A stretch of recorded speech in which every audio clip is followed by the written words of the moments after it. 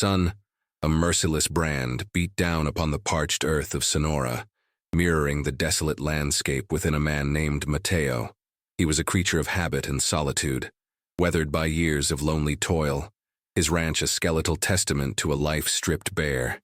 Dust devils danced mocking circles around the skeletal mesquite, and the only sounds were the persistent hum of insects and the creak of old wood under the relentless sky.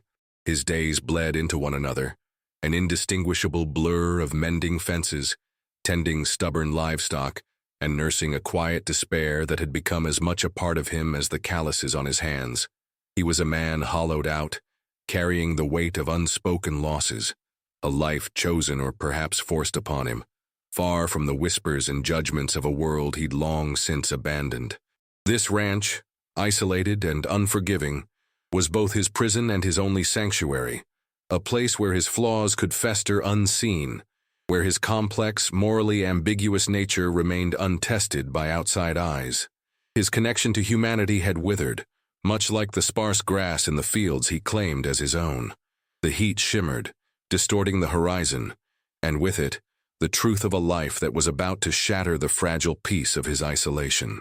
A lonely Mexican rancher, stripped of all but his land and his ghosts, unknowingly approached the precipice of a decision that would redefine his very existence. He was merely going about his routine, checking the perimeter fence for breaks, a task as monotonous as his breath when the world tilted on its axis. He hadn't expected to find anything but the usual, a stray calf, a broken wire, certainly not the silent, desperate plea of a human life tethered to the harsh, unyielding reality of the borderland. The air grew heavy, thick with an unseen tension, a prelude to a moment that would etch itself into his memory with the sharpness of a newly forged blade. The narrative of his solitude, so painstakingly crafted over years of deliberate withdrawal, was about to be violently, irrevocably rewritten by the silent suffering he was about to discover. It was a cruel irony that in the vast empty expanse he called home, he would find something that would finally fill the emptiness within him, whether he wanted it to or not. A story of a lonely man, a desperate girl, and the unforgiving land that shaped their fates. Before we get into this tale, let us know in the comments where are you watching from, and subscribe if you want more content like this one. The discovery was a brutal tableau painted against the sun-scorched landscape. A girl, impossibly slight, was slumped against a fence post, her wrists crudely bound with coarse rope, her eyes, or rather, the vacant spaces where her gaze should have met his, staring blankly at the relentless sun. 17 years old, no more, a fragile bird caught in a cruel snare. Her clothes, once vibrant, were now dust-caked and torn, telling a silent story of neglect and fear. Mateo's breath hitched, a guttural sound lost in the vastness. His first instinct, honed by years of self-preservation and distrust, was to turn away, to ride back to the quiet, predictable misery of his ranch house. This was not his burden. This was a complication, a breach in the carefully constructed walls of his isolation. But something held him, a flicker of something long dormant within his hardened chest. The absolute vulnerability of her pose, the way her head lolled, a wisp of dark hair clinging to a tear-streaked cheek, struck a discordant note in the silent symphony of his solitude. He dismounted slowly, each step a heavy testament to his reluctance. The rope felt rough beneath his calloused fingers as he untied her, a raw protest against the skin, the knots stubborn and tight, as if resisting the very act of freedom. When she was finally unbound, she didn't stir, her body a dead weight. It was then, as he knelt beside her, that the full, crushing weight of her condition settled upon him like the desert dust after a storm. Her eyes, wide and unblinking, held no light, no recognition. He waved a hand before them, slow and deliberate, and there was no flicker, no shift, blind, a chilling realization that deepened the silent accusation in the arid air. His gaze swept the horizon, a desperate, futile search for any sign of another soul, a wagon, a distant plume of smoke, anything that might explain her abandonment. There was nothing, only the vast, indifferent expanse. He was alone with her, burdened by a vulnerability so profound it was almost an insult to his solitary existence. The decision, though unspoken, was made in that moment. To leave her was to condemn her, To take her was to condemn himself to a future he could not yet fathom, a disruption of his perfectly ordered desolation. The tension in the air was palpable, thick with the weight of unspoken futures. He lifted her, a featherweight burden against his strong, stoic frame. Her skin was feverish, her breathing shallow, a delicate flutter against his ear. The ride back to the ranch was a silent, agonizing journey. He held her carefully, her small body swaying with the rhythm of the horse, his mind a tempest of conflicting emotions. Resentment warred with a nascent, unfamiliar sense of responsibility. He was not a man given to grand gestures nor to tenderness. His hands, accustomed to the rough hide of cattle and the cold feel of steel, felt clumsy, inadequate. He was a stranger to such fragility, a solitary wolf forced to shelter a wounded lamb. The sun dipped below the horizon, painting the sky in fiery hues of orange and violet, a dramatic backdrop to the quiet, internal battle raging within Mateo. The girl, still unconscious, remained a mystery, a silent question mark laid across his life. Who was she? Why here? The questions hung in the air, unanswered, serving only to deepen the gnawing unease that had taken root in his gut. Entering his small, Spartan home, the scent of dust and old leather hung heavy, a stark contrast to the faint, sweet smell of a child that now permeated the air. He laid her gently on his cot, the only soft surface in the house, a gesture so foreign it felt almost sacrilegious to his rough hands. Her breath hitched, a faint whimper escaping her lips, and Mateo froze, a deer caught in a hunter's light. He brought her water, trickling it slowly between her parched lips, watching her swallow with a raw, primal thirst. He peeled back the tattered fabric of her clothes, revealing a canvas of faded bruises and gauntness, the stark evidence of a life lived on the ragged edge. Each mark was a silent accusation, each protruding bone a testament to a cruelty he could only guess at. He was not a doctor, nor a caregiver, yet a flicker of resolve hardened his features. He would do what he could. He cleaned her wounds with water and a torn strip of his shirt, his touch hesitant, almost reverent, for a girl he knew nothing about. The simple act felt monumental, an initiation into a new, unwelcome chapter of his life. He watched her for hours, the silence of the room punctuated only by the shallow cadence of her breathing. The moonlight, silver and cold, streamed through the single window, illuminating the hollows of her cheeks, the innocent curve of her mouth. He brewed a strong, bitter coffee for himself, the steam rising like a ghostly exhalation in the quiet room. His mind reeled. He was a man of routines, of predictable solitude, and now, this blind girl, nameless and vulnerable, had shattered it all. The world outside his ranch, the world he had deliberately shut out, had breached his defenses in the most unexpected and devastating way. He tried to reconcile the image of this fragile creature with the raw, brutal reality of her abandonment. The sheer inhumanity of it chafed at the edges of his own buried pain. Days bled into a tentative rhythm. The girl, whose name Mateo learned was Elena, regained a fragile consciousness, her awareness a dim flicker in the vast darkness of her sightless world. She spoke little, her voice a reedy whisper, her words sparse and carefully chosen, laden with an unspoken history. "Where am I?" was her first question, a breathy whisper that seemed to echo in the silent, dust-filled rooms. Mateo's answers were equally terse, grounded in the stark reality of their new arrangement. "My ranch. You were left." He didn't elaborate, couldn't bring himself to speak the brutal truth of the fence, the rope, the sun. He watched her navigate the small, familiar space of his home, her hands reaching out, tentative antennae, mapping the contours of walls, furniture, the coarse texture of his blankets. It was a slow, painful dance of adaptation, each movement a testament to her resilience. Mateo, in turn, found himself adapting. He left water within her reach, guided her hand to the communal bowl of beans and tortillas, his movements rough but unexpectedly gentle. He was a man of the earth, unaccustomed to such delicate care, yet an unspoken pact had formed between them. He, the silent protector, she, the quiet, vulnerable presence. He observed her, this girl who saw nothing but understood so much with her other senses. Her hearing was acute, picking up the distant low of a cow, the subtle shift in the wind.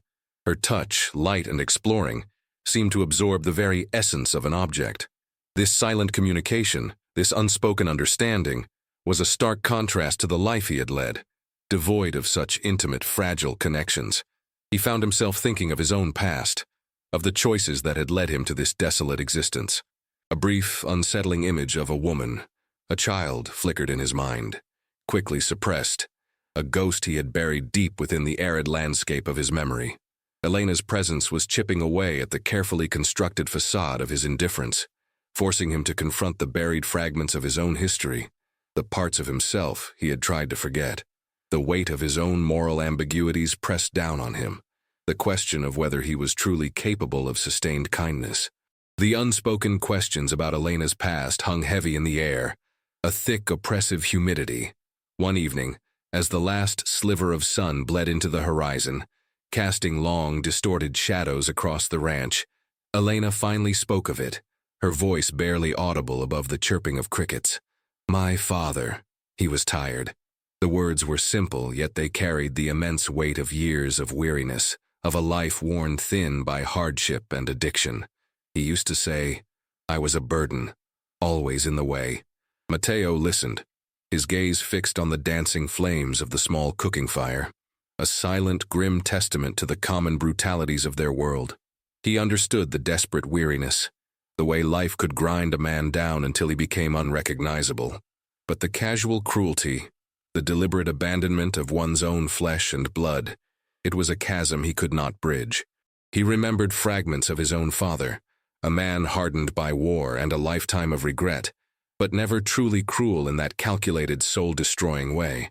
Elena continued, a slow, methodical unraveling of a life lived in shadows. Her mother, she explained, was long gone, a whisper of a memory taken by the sickness that swept through the villages like a hungry ghost. Her father, a man consumed by the bottle, had grown increasingly volatile, his temper a storm cloud that never quite dissipated. He saw Elena, his blind daughter, not as a child to protect but as an anchor, dragging him further into the depths of his own despair. The irony was not lost on Mateo.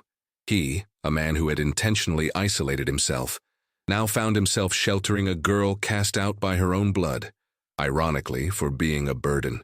His own life, full of its complex and morally ambiguous decisions, suddenly seemed less singular in its brokenness.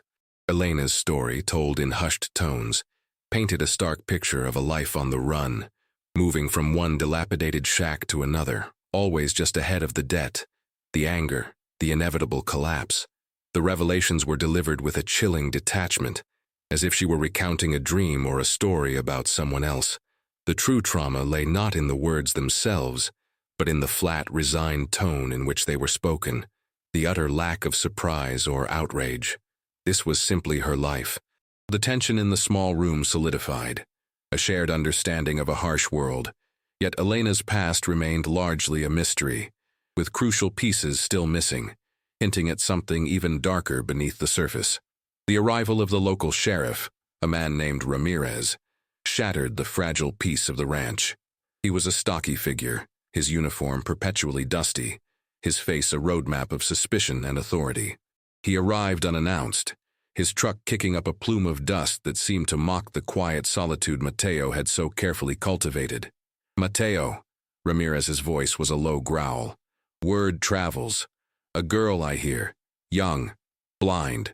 His eyes, sharp and accusatory, swept across the dusty yard, then settled on the ranch house. A silent question, a veiled threat. Mateo felt the familiar prickle of defensiveness, the urge to retreat, to lash out. He was accustomed to being an outcast, but not to being scrutinized, his intentions questioned. Ramirez represented the very societal judgments Mateo had fled, the narrow-mindedness, the quick assumptions. He was the stereotypical figure of small-town authority, less concerned with justice than with maintaining order, or rather, his version of it. "She was abandoned," Mateo stated, his voice flat, devoid of emotion, tied to a fence. The bluntness of his words hung in the air, a stark, unembellished truth.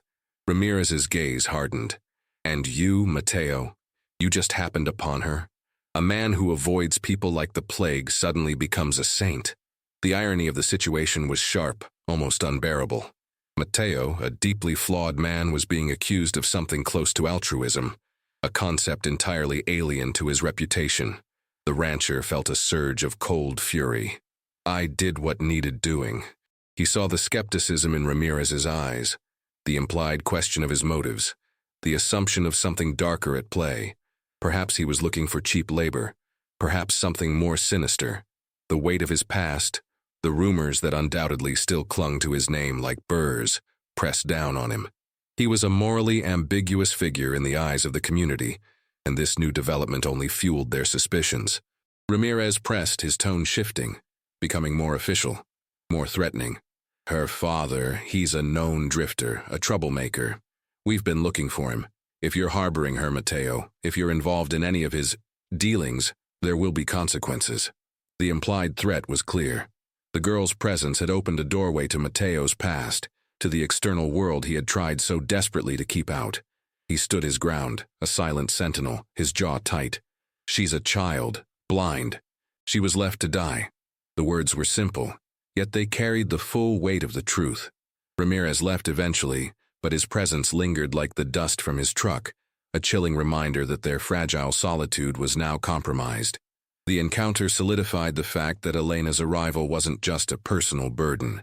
It was a societal challenge, forcing Mateo to confront the very prejudices he had sought to escape. His moral ambiguity was not just an internal struggle now, but an external perception that threatened to engulf them both. The incident with Sheriff Ramirez cast a long, ominous shadow over the ranch. Mateo found himself more watchful, more on edge. He saw the world outside as a hostile entity, threatening the fragile sanctuary he had unintentionally created for Elena. The irony gnawed at him. He, the solitary wolf, now a reluctant guardian, his instincts honed not for his own survival but for hers. Elena, sensing the shift in his mood, became even quieter, a small, still presence in the house. Her touch, when she sought his hand to navigate a doorway, was feather-light, almost apologetic. He felt the immense burden of her dependence, a weight that both chafed and strangely anchored him. It was a silent, intense struggle within him. His deeply flawed nature warred with this nascent, uncomfortable sense of responsibility. He had always been the one to retreat, to abandon, not to protect. One blistering afternoon, as Mateo was mending a broken fence near the property line, he heard it, the guttural roar of an old pickup truck laboring up the dusty track that led to his ranch. His heart hammered against his ribs, a frantic drumbeat in the stillness. He knew, instinctively, who it was. The drunken father. The man who had cast his own daughter aside like refuse. This was the escalating tension, the inevitable confrontation that had loomed over them since Elena's arrival. He saw the vehicle through the shimmering heat, a battered, rust-eaten hulk, and behind the wheel, a man, gaunt and wild-eyed, his face a mask of dissipation. This was not a man seeking redemption, but a desperate, cornered animal. This was the pivotal emotional climax Mateo had unconsciously braced for. He walked toward the truck, his strides long and deliberate, each step a declaration of his intent. He would protect Elena, no matter the cost, even if it meant confronting the demons that had haunted him for so long. The man, Elena's father, stumbled out of the truck reeking of cheap tequila and desperation. His eyes, bleary and bloodshot, held a fleeting flicker of something akin to recognition, or perhaps just bewildered anger. "My girl," he slurred, his voice raw, cracking. "She's here. I know she's here." The air crackled with unspoken animosity, the weight of a past filled with abandonment and neglect pressing down on them. Mateo stood tall, a formidable presence against the vast emptiness of the land. His moral ambiguity was pushed to its breaking point. This was not a question of right or wrong in the societal sense, but of a deeper, more primal justice. The stage was set for a confrontation that would either shatter them both or forge an unbreakable bond. The man, Elena's father, swayed unsteadily, his gaze unfocused, his movements jerky. "Give her back," he demanded, his voice rising, a pathetic whimper beneath the bravado. "She's mine." Mateo stood firm, a rock against a tide of depravity. "She's not property," he stated, his voice low, guttural, vibrating with a barely contained fury. "You left her to die." The words hung in the air, a stark, undeniable accusation. The man flinched, a fleeting spark of something akin to shame flickering in his bleary eyes before being drowned out by rage. He lunged, a desperate, pathetic attempt at violence, fueled by liquor and a lifetime of self-loathing. Mateo met him, not with brute force but with a controlled, almost surgical precision, honed by years of wrestling stubborn animals and defending his solitude. The ensuing struggle was swift, brutal, and devoid of grace. There was no glory in it, only the raw, desperate clash of two broken men, one fighting to reclaim what he'd discarded, the other fighting to protect a vulnerability he had unexpectedly embraced. The ground was hard, unyielding, and the blows exchanged were sharp, impactful, yet in the vast open space they seemed to absorb into the very air, leaving no echo. Mateo, for all his years of isolated living, still possessed a primal strength, a grounded resilience born of hardship. He held the man down, pinning him to the dusty earth, his knee pressing firmly into the man's chest. The father gasped, wheezing, his eyes wide with a sudden, sobering fear.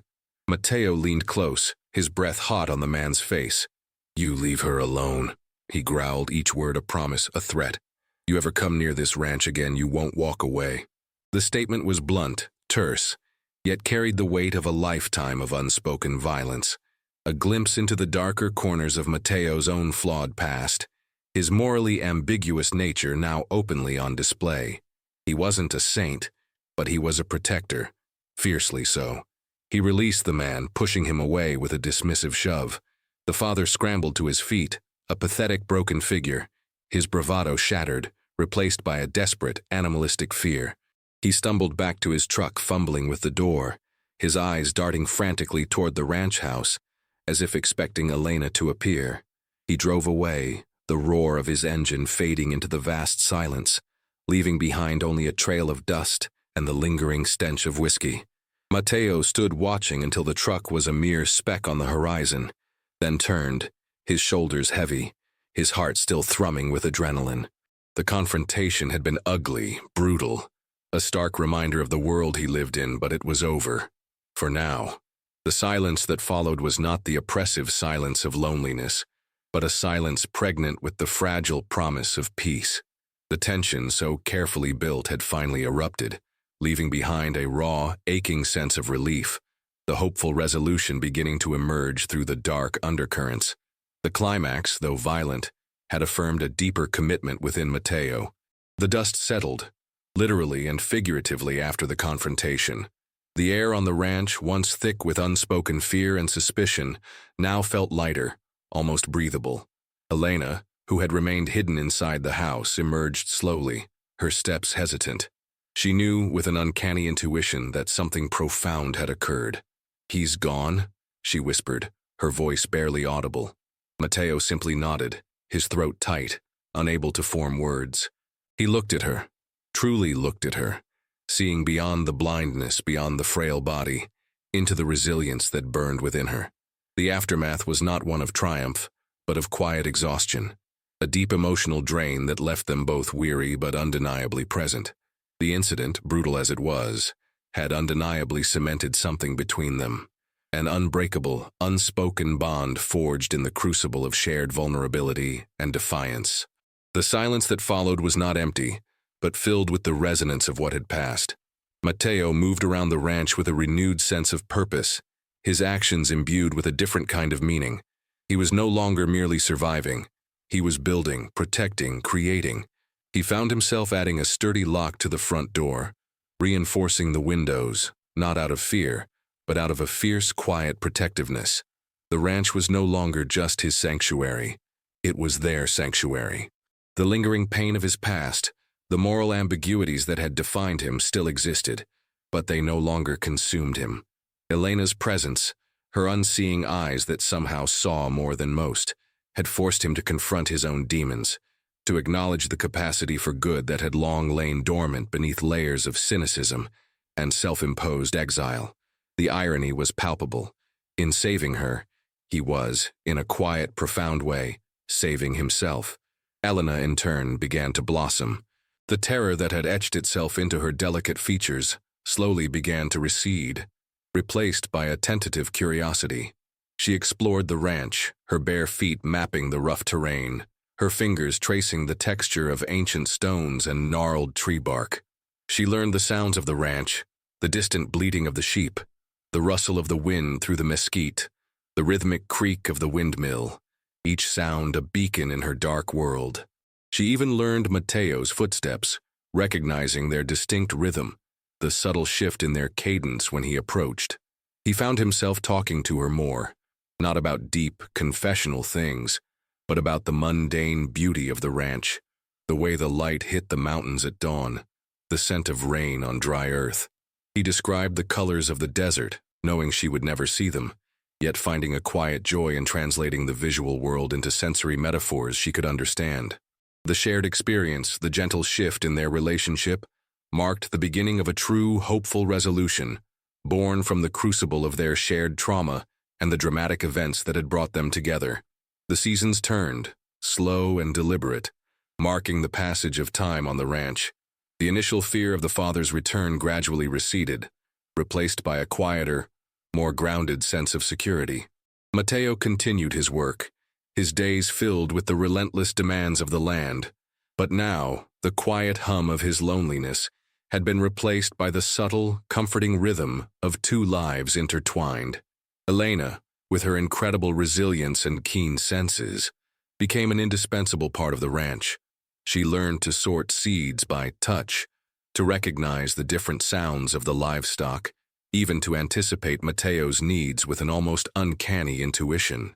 She was no longer just a burden but a companion, a quiet reflection of the humanity Mateo had long denied himself. His deeply flawed nature hadn't vanished, but it was being slowly, painstakingly reshaped by the unconditional trust she placed in him. He often found himself watching her, a profound sense of wonder mixing with a quiet protectiveness. Her blindness, initially a stark symbol of her vulnerability, became in a strange way a source of strength, forcing her to experience the world with a heightened sensitivity, a deeper understanding. He saw the world through her non-seeing eyes, noticing the minute details, the subtle shifts in the air, the symphony of sounds he had once taken for granted. His language, once sparse and utilitarian, began to soften, to expand, attempting to convey the richness of the visual world to her through descriptive, poetic words. He described the vastness of the sky at night, the countless pinpricks of light that were the stars, and she would listen, her face tilted upwards as if she could feel their distant glow. The metaphors he used were not merely literary devices, but attempts to bridge the chasm between their two realities, enriching his own perception in the process. The societal figures, the local whispers and suspicious glances, slowly faded into the background. Ramirez, the sheriff, would occasionally pass by, his gaze still assessing, but there was a grudging respect in his eyes now, an acknowledgement of Mateo's unwavering commitment. The rancher, once an enigmatic pariah, had, through the sheer act of his unwavering care, earned a new, if reluctant, standing in the community. It was a subtle shift, an unspoken acceptance that he was no longer merely the lonely, morally ambiguous recluse, but something more complex, something akin to a guardian. Elena's presence had, ironically, drawn him back into the fabric of human connection, not in the bustling, judgmental way he had fled, but in a quiet, profound acceptance of his new role. The open loops of his past, the lingering questions about his decisions, began to feel less like chains and more like lessons learned, their weight lightened by the weight of a present moment, filled with purpose. The hope in resolution was no longer just a distant glimmer, but a palpable, steady flame. Life on the ranch settled into a rhythm, one defined not by the stark isolation Mateo had cultivated, but by the quiet cadence of two souls intertwined. The long descriptive sentences of his previous solitude were now punctuated by Elena's soft inquiries, her gentle laughter, the short, impactful statements of her presence. Their days were a tapestry woven with routine and subtle moments of connection. Mateo would mend fences, check on the livestock, his hands still rough, but his heart, unknowingly, had softened around the edges. Elena, guided by her other senses, navigated the small house and the surrounding yard with a growing confidence, a silent, graceful dance of adaptation. She learned the exact placement of every tool, every pot, every worn book, her fingers a silent map across their surfaces. He found himself narrating the world to her, not directly addressing the viewer, but immersing himself in the storytelling for her benefit. The sun, he would say, is a fiery orb today, like a molten coin dropped from the sky. He used repetition, a common device to describe the recurring beauty of the desert, the way the light shifted, the way the wind whispered through the dry grass. She would listen intently, her face serene, absorbing the words, translating them into her own internal landscape. Their dialogue, still sparse, was remarkably impactful, each word carrying the weight of unspoken emotion, a deep subtext woven into the simplest phrases. There was an unspoken understanding between them, a bond forged in the crucible of shared adversity, a recognition of profound loneliness met with unexpected connection. Mateo no longer saw his ranch as a prison, but as a haven, a place where the dramatic narratives of life could unfold, stripped of unnecessary noise. The suspense of the unknown future had been replaced by a grounded acceptance of the present. The irony of his situation was not lost on him. He, the man who had sought to escape all human entanglement, had found his most profound connection with a girl who could not see him, yet perceived him with a clarity beyond sight. Symbolism abounded in their quiet life. The resilient mesquite tree, surviving in the harsh desert, mirrored their own tenacity. The flowing water from the well, a source of life in the arid land, symbolized the unexpected wellspring of compassion that had emerged within Mateo. The emotional tone of their existence, once dark and tense, had gradually shifted towards a quiet hope. It was not a boisterous, triumphant hope, but a deep-seated, earthy optimism, born of enduring hardship and finding purpose in the most unexpected places. The third-person limited perspective continued, allowing a deep emotional dive into Mateo's evolving perspective, his reflections on his past, his growing tenderness towards Elena. The language remained simple, yet richly descriptive, becoming poetic and evocative during moments of quiet revelation or profound connection.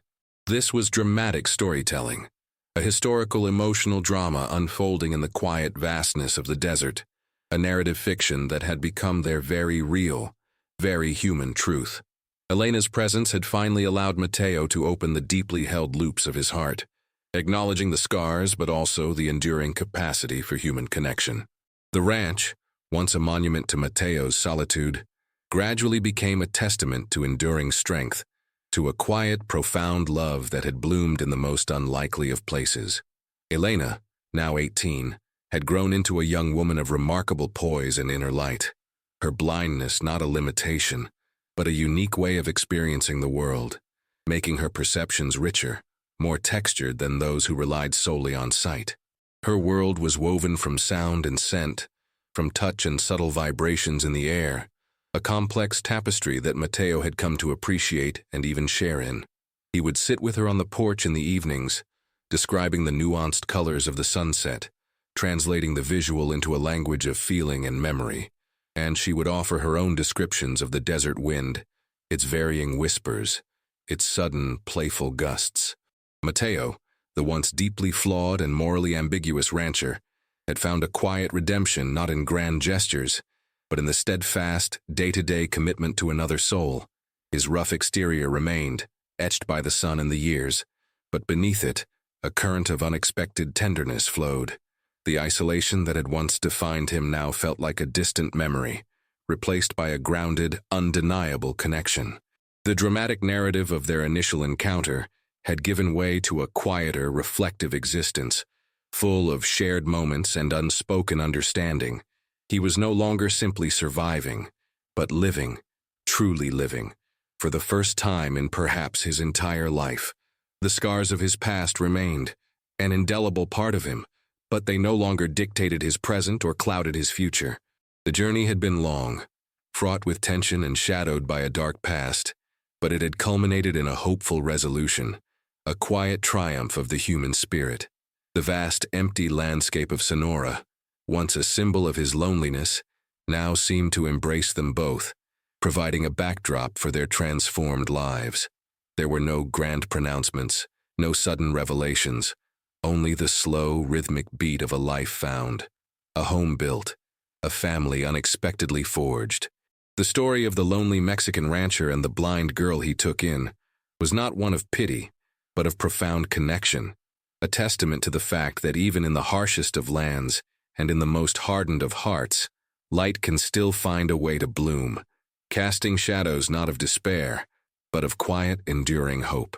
It was the truest form of dramatic storytelling, a narrative fiction born of the deepest human truths.